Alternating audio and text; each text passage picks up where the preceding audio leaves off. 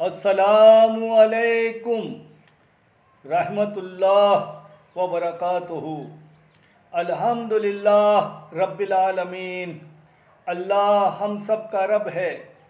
हिंदू धर्म में कहा गया है वो ईश्वर निरंकार है, उसका कोई आकार नहीं, वो कण कण में यानी ज़र्रे ज़र्रे में है, समाया हुआ है। और गुरु ग्रंथ साहिब में कहा गया है एक ही नूर के सब बंदे, एक ही नूर सब में समाया। ऐसे ही अल्लाह ने कुरान करीम में सबसे पहली बात जो कही है वो ये है अल्हम्दुलिल्लाह रब्बिल आलमीन।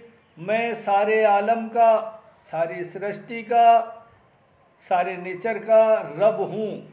यानी इन बातों से ये साबित होता है कि वो एक महाशक्ति है जिसको हम अलग अलग नामों से जानते हैं, क्योंकि इसका एक सूरज है जो सबको बिना किसी शिकायत के सबको रोशनी देता है, तपिश देता है। चांद सबको रोशनी देता है, ठंडक देता है, और उसकी हवाएं हैं सबको सांस लेने में आराम देती हैं। मतलब वो एक महाशक्ति है, उसकी नज़र में हम सब बंदे एक हैं।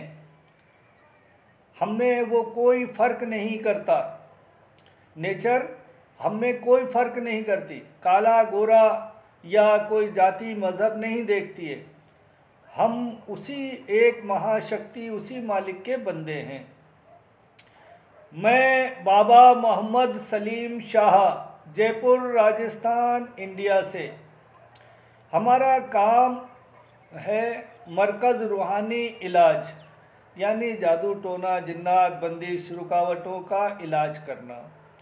और हमारे तजुर्बे के माफिक जो हमने कुछ डॉक्टरों, हकीमों, वैद्यों से मालूम किए कुछ घरेलू नुस्खे, हम वो भी हमारे चैनल पर बताते हैं।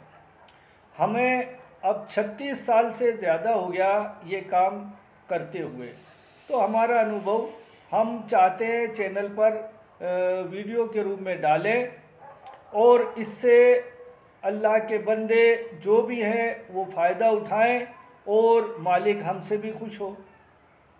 और हमारी गुजारिश ये है कि आप हमारे वीडियो को देखें, और आपको जब अच्छा लगे तो अपने मिलने वाले रिश्तेदारों को या ग्रुपों में इसको शेयर भी करें। हो सकता है वो भी इन वीडियो को देखकर कोई फ़ायदा उठाएं, तो इसका आपको भी सवाब मिलेगा। वो कहते हैं कर भला तो हो भला। आज हम जो टॉपिक लेकर आए हैं वो ख़ास टॉपिक है जिसमें आप अपने घर में रहकर ही आप अपनी दुआ कैसे वो मालिक कबूल करता है, हमारी परेशानियां कैसे दूर करता है, चाहे वो कैसी भी परेशानी हो, बीमारी, परेशानी, मुश्किलात कैसी भी हो, या दुआ आपकी कैसी भी हो, वो कैसे कबूल करता है। दिल से बातें बंदा कैसे करता है। कहते हैं ना, दिल से निकली दुआ ईश्वर, वो मालिक, वो अल्लाह ज़रूर कबूल करता है। तो दिल से बातें कैसे निकलती हैं, दिल से बातें कैसे होती हैं, ये आप पूरा वीडियो ध्यान से देखेंगे, सुनेंगे तो आपके समझ में आ जाएगा इंशाल्लाह। आप ध्यान से देखें, सुनें। ये सभी धर्मों में समझाया गया है जो बातें हम बताने जा रहे हैं, और ये सभी जाति धर्म के लोगों के लिए है ये वीडियो। सभी ध्यान से सुने। हमारा इल्म और हुनर, हमारी कोई भी ताकत हो, चाहे वो प्रशासनिक हो या कोई भी हो, या आपका कोई भी इल्म हुनर है, वो तभी अच्छा होता है जो इल्म अल्लाह के बंदों को, अल्लाह की मखलूक को भला करे, उसको फ़ायदा पहुंचाए। तो एक शायर साहब ने इस पर एक बात कही, वो मुझे बहुत पसंद आई, मैं आपको बताता हूँ। शायर साहब कहते हैं आपके घर में जले चराग तो हमें क्या गरज, आपके घर में जले चिराग तो हमें क्या गरज, कोई ऐसा चिराग जलाओ जिससे जहां को रोशनी मिले। मतलब हमारे इल्म, हमारे हुनर, हमारी ताकत से अल्लाह की मखलूक को फ़ायदा होना चाहिए। उसी को कहते हैं जहाँ को रोशनी मिलना, कि इस बंदे से सबको फ़ायदा हो रहा है, ऐसा होना चाहिए। अब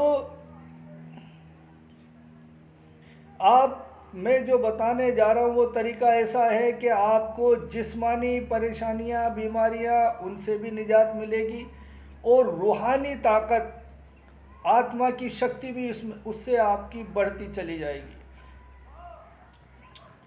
हर इंसान के दो जिस्म होते हैं, एक बदन जिसे हम देखते हैं, एक आत्मा जो हमें दिखती नहीं है।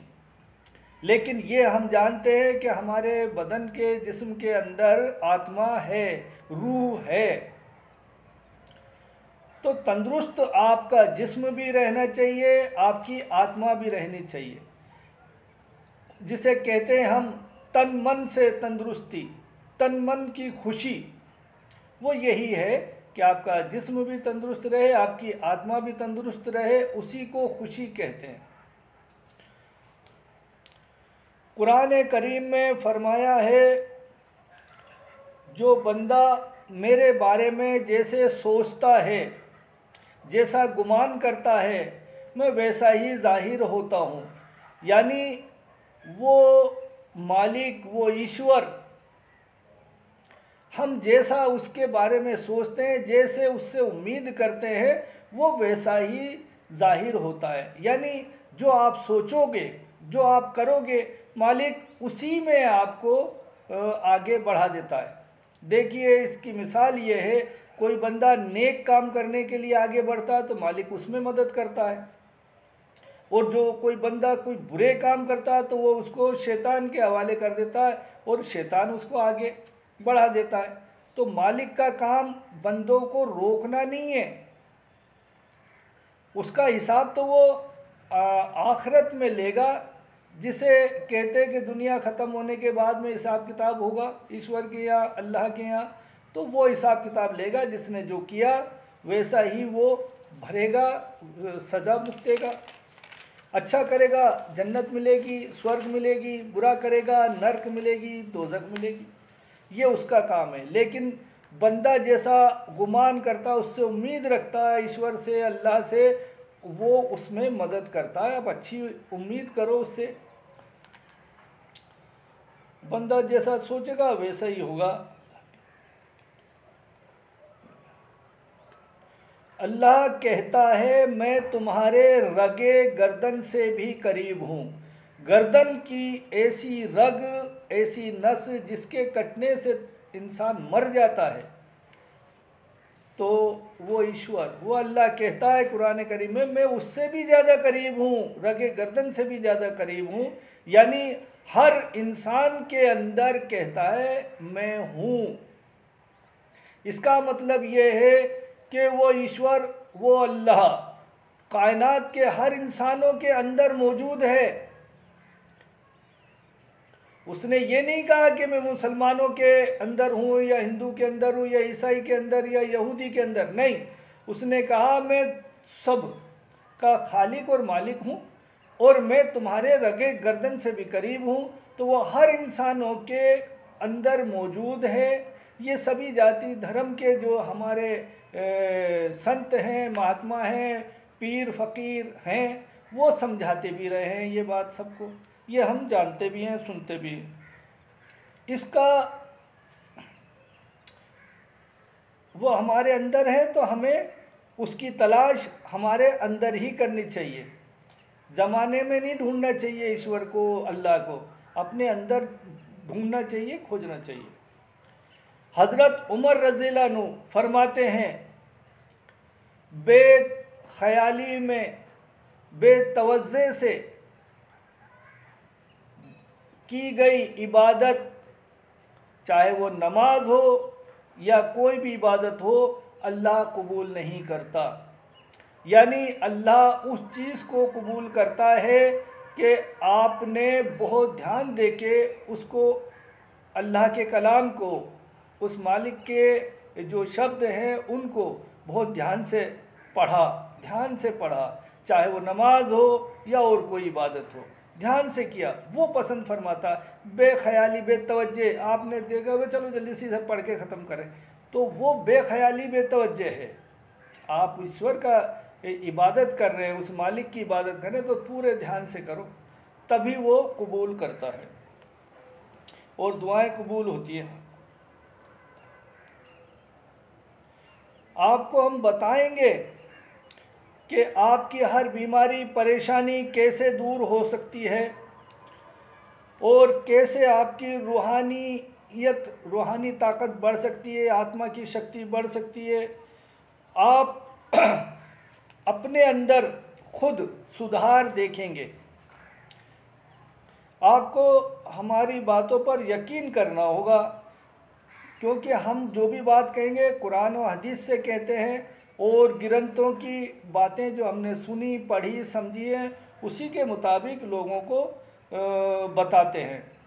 और ये समझाएंगे हम आपको कि सभी ये कहते हैं लोग कि वो ईश्वर, वो अल्लाह दिलों की बातों को सुनता है, तो हम ये समझाएंगे कि हम दिलों से बातें कैसे करें उस अल्लाह से, उस ईश्वर से, उस मालिक से, कि दिल से बात कैसे की जाए, जो आपकी बातें दिल से कैसे निकलती हैं और वो उसको कैसे पसंद करता है। तो दिल से निकली बात ईश्वर सुनता है, पसंद करता है और कबूल भी करता है। आपके दिल से दुआ निकले, परेशानी अपनी कहो, अपनी फरियाद करो, वो सब कबूल करता है अगर आपके दिल से निकलती है तो। ये सब जानते हैं कि दिल से कही हुई बात कबूल होती है, तो दिल से कैसे बातें निकलती है, कैसे कबूल होती है, ये ही आपको समझाना है, बताना है। ऐसा नहीं है कि मैं पहली बार समझा रहा हूँ, बहुत बड़े संत महात्मा पीर फ़कीर बताते रहे हैं। मैं चाहता हूँ उनकी गिनती में तो मेरा भी एक नाम आए कि एक बंदा जो थोड़ा ही समझता था लेकिन उसने अपने कोशिश की लोगों तक मालिक की बातें पहुंचाने की। तो मैं कोशिश कर रहा हूं मालिक ने जो हमें समझाया है वो बातें आप तक पहुंचा सकूं। मेरी तो कोशिश है, मैं ज़्यादा नहीं समझता। कोशिश करना, ये पूरी कायनात सृष्टि जो भी है ये अपने रब से जुड़ी हुई है। अगर आपने इस पर गौर किया तो हम रब से कैसे जुड़ते हैं वो तरीका हम बताएंगे। हमें रब से कैसे जुड़ना है, कैसे अपने दिल की बातें उस तक पहुंचाते हैं। देखिए अल्लाह के नाम हैं, बहुत है नाम तो, लेकिन मैं एक 3 नामों की मिसाल देता हूँ। वो अल्लाह है, वो मालिक है, और उसका नाम है या समीओ यानी वो सुनने वाला है, या बसीरो यानी वो देखने वाला है, या मालिको यानी वो मालिक हकीकी है। वही एक महाशक्ति है, ईश्वर है, जिसे हम अलग अलग नामों से जानते हैं। वो एक महाशक्ति है, वो पूरी सृष्टि कायनात पूरे नेचर का मालिक है। हम उससे जुड़ जाते हैं और उससे दिल की बातें कहते हैं, दिल की बातें वो सुनता है, तो फिर हमारी फरियादें पूरी होती हैं। बीमारी हो, परेशानी हो या जो भी दुआ हो वो कबूल होती है। वो दिलों की बातें जानता है, सुनता है और फिर वो मदद करता है। जब वो मालिक, ये सभी जानते हैं, जब वो मालिक चींटियां जब चलती हैं तो उनके चलने के कदमों की, उनके पैरों की आहट आवाज़ वो ईश्वर सुन लेता है, सुन और समझ लेता है। तो हमारी नहीं सुनेगा क्या? ज़रूर सुनेगा। लेकिन हम सिर्फ ये इतना जानते हैं कि हाँ वो ईश्वर है, वो अल्लाह है, वो गॉड है, वो है, बस वो है। तो आपका पूरा यकीन ही नहीं, और अगर आपको वो पूरा यकीन नहीं तो फिर आपकी फरियाद कैसे सुनेगा? तो हमारा काम सिर्फ जान लेना ही नहीं है कि वो ईश्वर है, बस यहाँ तक ही काम नहीं है। हमें उस पर पूरा यकीन करना चाहिए। देखो वो हमें सज़ा भी देता है, और हमें आजमाता भी है, तो हमें उस पर पूरा यकीन रखना चाहिए, चाहे वो सज़ा दे, चाहे वो आजमाए हमें, हर हाल में। अल्लाह ने कुरान करीम में कहा है, मैं किसी को देकर आजमाता हूँ, किसी से लेकर आजमाता हूँ। यानी देकर आपको रुतबा, ताकत, दौलत, इज़्ज़त, माल और असबाब जो भी है दे देता है, और फिर देखता है ये बंदा अब क्या करता है। और किसी से ले लेता, बहुत अमीर आदमी, रिच आदमी को भी कंगाल कर देता है, फिर वो देखता है कि अब ये बंदा क्या करता है। तो कुरान करीम में कहा, किसी को मैं देकर आजमाता हूँ, किसी को लेकर आजमाता हूँ। तो आपको दौलत, इज़्ज़त या औलाद या रुतबा जो भी मिला है वो आजमाइश के लिए मिला है, उसका सही उपयोग करें। और अगर आपसे कोई चीज़ें छीन ली जाती हैं तो आपकी आजमाइश हो रही है, उस पर सब्र करें और शांति से उस पर यकीन रखें कि वो हमें आजमा रहा है, हमें आजमाने के बाद राहत भी देगा। क्योंकि कुरान करीम में कहा है कि हर परेशानी के बाद राहत है। जब परेशानी आती है तो उसकी में राहत भी मिलती है। थोड़ा सा ये बड़ा लग रहा होगा आपको वीडियो, लेकिन ये ज़रूरी है, जो बातें मैं कहना चाहता हूँ आप तक पहुँचाना चाहता हूँ। अब देखिए, जब वो सारी बातें सुनता है तो हमें ईश्वर की जो सब लोग बताते हैं, जैसे मुस्लिम धर्म में कहा गया मुराकबा किया करो, ये पीर फ़कीर सूफ़ी लोग बताते हैं और उनका काम है मुराकबा करना। और जब नमाज़ें नाजिल नहीं हुई थी, यानी नमाज़ें हमारे नबी करीम सल्लल्लाहु अलैहि वसल्लम नहीं लेकर आए थे, उससे पहले लोग अक्सर नमाज़ों की तरह बैठकर और उस ईश्वर का, उस अल्लाह का, उसके नूर का ख्याल किया करते थे, ध्यान किया करते थे, मुराकबा किया करते थे। ऐसा हदीसों से साबित है। तो वही चीज़ है, लोग समझा रहे हैं, मैं भी वही समझा रहा हूँ। बस समझने की बात है कि इससे कैसे हम अपनी बातें अपने ईश्वर तक पहुँचा सकते हैं, अपने अल्लाह तक पहुँचा सकते हैं। इसका तरीका वही है जो सब बताते हैं, बस थोड़ा जो फ़र्क है वो मैं समझाना चाहता हूँ। इसमें क्या फ़र्क है, आप बिल्कुल सीधा बैठ जाएं और सीधा कमर करके अपनी आंखें बंद करके बैठ जाएं और अपना पूरा सांस बाहर निकालें और जितनी देर रोक सकते हैं रोके रखें। फिर सांस लें, थोड़ा नॉर्मल हो, फिर सांस अंदर लेकर, ज़्यादा से ज़्यादा सांस अंदर लेकर सांस को रोक लें। जितनी देर आप रोक सकते हैं रोके रखें, फिर नॉर्मल हो जाए। अच्छा, इसी तरह से सांस को बाहर निकाल के सांस को रोकना है और अंदर सांस को लेकर रोकना है। अब जितनी देर आप रोक सकते हैं उतनी देर ज़्यादा से ज़्यादा कोशिश करें सांस को रोकने की। लेकिन ऐसा नहीं है कि बहुत परेशान हो जाए, नहीं, जितना नहीं रोक सकते तो मत रोको। लेकिन इसी तरीके से जब सांस भर जाए, आपको थोड़ी दिक्कत होने लगे तो फिर नॉर्मल हो जाओ, थोड़ी देर, एक आध मिनट नॉर्मल होके फिर वो काम करते रहो। अगर आप इस तरीके से सांस को बाहर रोकते रहे, सांस को अंदर लेकर रोकते रहे, तो आपके अंदर एक अजीब सी थकान सी महसूस होने लगती है। यानी ऐसा लगता है कि बहुत देर हो गई, हम शायद थक गए हैं, परेशानी सी महसूस होती है। लेकिन जितना ज़्यादा देर आप इस काम को करोगे, ईश्वर ऐसे नहीं मिलता है, जितना ज़्यादा देर आप इस काम को करोगे, जितना आप थकोगे उतना जल्दी कामयाब हो जाओगे। अब इससे क्या होता है, जब आप ज़्यादा करने से थक जाते हो, बहुत ज़्यादा थक जाते हो, तो फिर आपका मन, आपकी आत्मा, आपका शरीर एकदम ये चाहता है कि आप कुछ नहीं करना, खामोश बैठे रहो। तो आपकी वही कंडीशन हो जाएगी, आप खामोश बैठे रहेंगे और बस दिल में फिर ध्यान करना है आपको कि अपनी जो परेशानी है, बीमारी हो, परेशानी हो, जॉब हो या रूहानियत चाहिए, जो चाहिए, आप खामोश बैठे रहें, ज़बान से कुछ ना करें, कुछ ना कहें, बस खामोश। जब थक जाएंगे, जितना ज़्यादा थकेंगे उतना अच्छा होगा रिजल्ट। तो आप थक जाएंगे, उसके बाद में आप अपने दिल में बातें करें, ए मेरे रब, मेरी ये परेशानी है, इसको तू दूर फरमा, मेरी इस काम में मदद फरमा, मैं रूहानियत चाहती हूँ। ये सभी औरत मर्द सब कर सकते हैं सब। तो मैं रूहानियत चाहता हूँ, आत्मा की शक्ति, रूह की शक्ति चाहती हूँ, वो आपको मिलेगी। और दिल में ही बातें करेंगे और आपको दिल में ही बात करना अच्छा भी लगेगा। आपकी ज़बान अपने आप रुकेगी, आप बोलना नहीं चाहेंगे, बस दिल में कहेंगे उससे। और वो दिलों की ही बातें पसंद करता है ईश्वर, वो अल्लाह। दिलों की बातें, दिलों की फरियाद जो दिलों से निकलती है वो ही पसंद करता है। तो आपको दिलों से बात करनी है, दिल से फरियाद करनी है। वीडियो लंबा ना हो जाए इसलिए मैं इसमें बहुत सारी बातें और भी कहने की थी, लेकिन मैं नहीं कह पा रहा हूँ।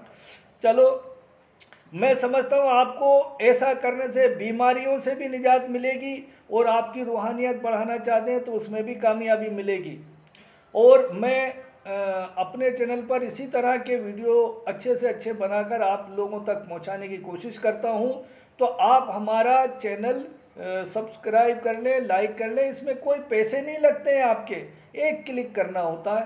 तो उससे जो बेल आइकन का बटन है उसे भी प्रेस कर लें, उसे भी दबा लें, और आल लिखा होता है उस पर क्लिक कर दें। तो सब्सक्राइब करने में कोई खर्चा नहीं, कोई पैसे नहीं, एक क्लिक करने में मोबाइल आपके हाथ में होता है। लेकिन उससे हमारा हौसला बढ़ता है कि लोग हमें सपोर्ट कर रहे हैं, हमें मदद कर रहे हैं। तो जब हमारी कोई भी चीज़ आपको फ़ायदा पहुंचा रही है, उससे आपको फ़ायदा लग रहा है, आपको हमारी बात अच्छी लग रही है, तो फ़र्ज बनता है ना कि आप भी हमारा हौसला बढ़ाएं। मैं उम्मीद करता हूँ मैंने जो बात समझाना चाहिए आप लोग अच्छे से समझ भी गए हैं इंशाल्लाह। और कोई गलती हो तो मैं माफ़ी चाहता हूँ, क्योंकि बड़े बड़े गुरु हैं, बड़े बड़े सूफ़ी हैं, पीर हैं, फ़कीर हैं, वो बहुत कुछ जानते हैं, समझते हैं। लेकिन मेरी एक कोशिश है कि मैं अपनी बात भी कह सकूं। लेकिन 15-20 मिनट के वीडियो में ज़्यादा नहीं कह सकते ना, जितना कह सकते हैं उतना सा मैं कहने की कोशिश करता हूं। तो मेरी दुआ है मालिक आपको, आपके परिवार को, सबको खुश रखे, तंदुरुस्त रखे, सलामत रखे। इस वीडियो को शेयर करें, लोग अपने मिलने वालों तक पहुँचाएँ। फिर मिलेंगे किसी वीडियो में। अल्लाह हाफिज़।